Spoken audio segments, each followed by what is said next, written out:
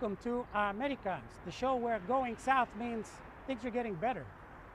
I'm Roberto Lobato. We're here at the U.S. border between San Isidro and Tijuana. Like most of the southwest border, this border is highly militarized. And it's militarized in order to keep out immigrants. Ironically and sadly, among the immigrants being kept out by this highly militarized border are veterans of the U.S. military. Even though they served their country, even though they fought, even though they have medals, these veterans were deported for immigration infractions, many of which are minor.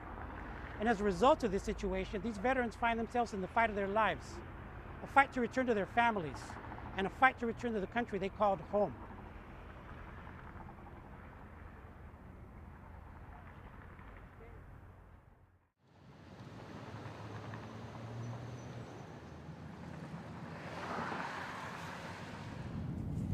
Every time I cross the border into Tijuana in Mexico, I find it hard to believe that the border's real.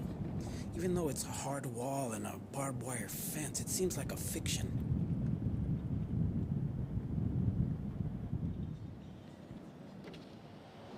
And sadly, this fiction divides families and entire generations. One of the families separated by the border wall is that of Hector Barajas. Hector is a 6-year veteran of the U.S. military who served his country faithfully as a paratrooper. Though he's gotten many medals and recognitions for his service to the country, Hector can't return home because his government deported him.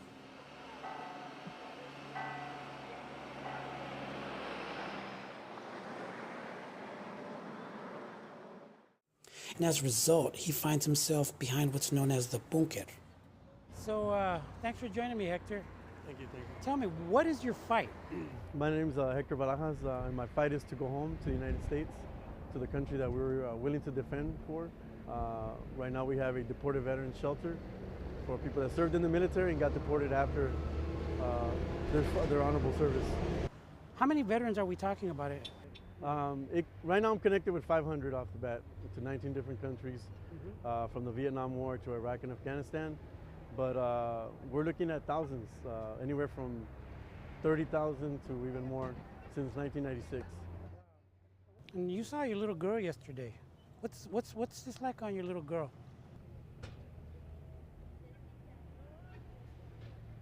It's difficult. It's difficult because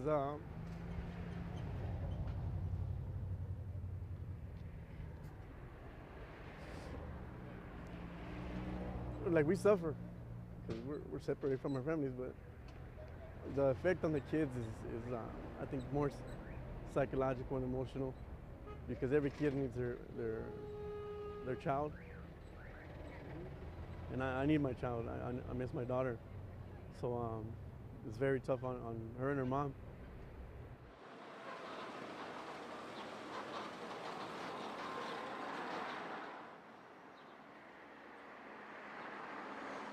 The bunker is a shelter and a safe haven for deported veterans. One of those benefiting from the bunker is Mario de la Cruz. Mario, who was born in Mexico, finds himself, like many veterans, deported to a country that he never really called home. I have 8 brothers and sisters. They're all being born over there, and I'm the 6th one. So I'm born over here, and so 42 years later, I'm back in Mexico again. But this time I'm here deported and back into a country that I don't quite know or understand. Until when I got here, I couldn't really speak the language very good. I had a lot of problems. I was also arrested here in Mexico. They didn't believe I was Mexican. So I went to another INS office here in Mexico until I could prove what I was telling them was true, that I was born here, but never raised here. I didn't know what a colonia was. I didn't know what abarrotes was. So when the police was telling me, what colonia were you born? What high school? What primera did you? I don't know what he was talking about. And so they took me in, and they kept me there for about a month, until they figured, okay, what you're telling us is true. And what happens as a result? Well, a lot of times the result is addiction. It's the family sometimes even alienate you even more. they don't really want nothing to do with you anymore. From the people that I've seen, some of them fall into more deeper depression. Some of these escapes that they have just puts them deeper into further emotional pain. The bunker is awesome. It's a safe place to be at, being with other people who understand you, know what you're feeling emotionally, and people who want to take care of you.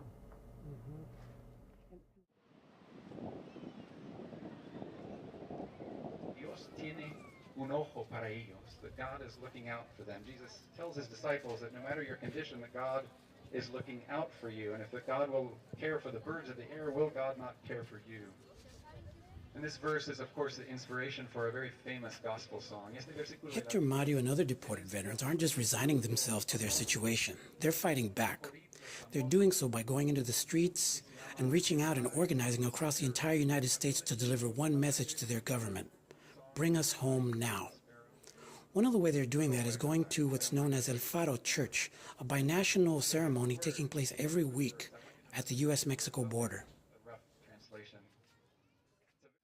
A lot of people, they call us criminals. They also see us as non-American or as illegals. We served honorably. We served as legal residents.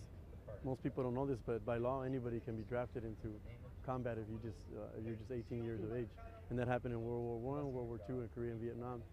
Not had any legal status, have served in our military and fought for our freedom. We invite you to come right up to the wall, and we put our sins before God. Regardless of what happens with immigration or with veterans, this fight will continue. People will continue being deported, and people will continue fighting back until there's justice done in these cases. What matters most is looking at this not as a simplistic immigration them versus the rest of us issue, but as a complex issue involving war, trauma, drug use because of trauma, and real binational solutions to a real binational problem. For Américans, I'm Roberto Lovato.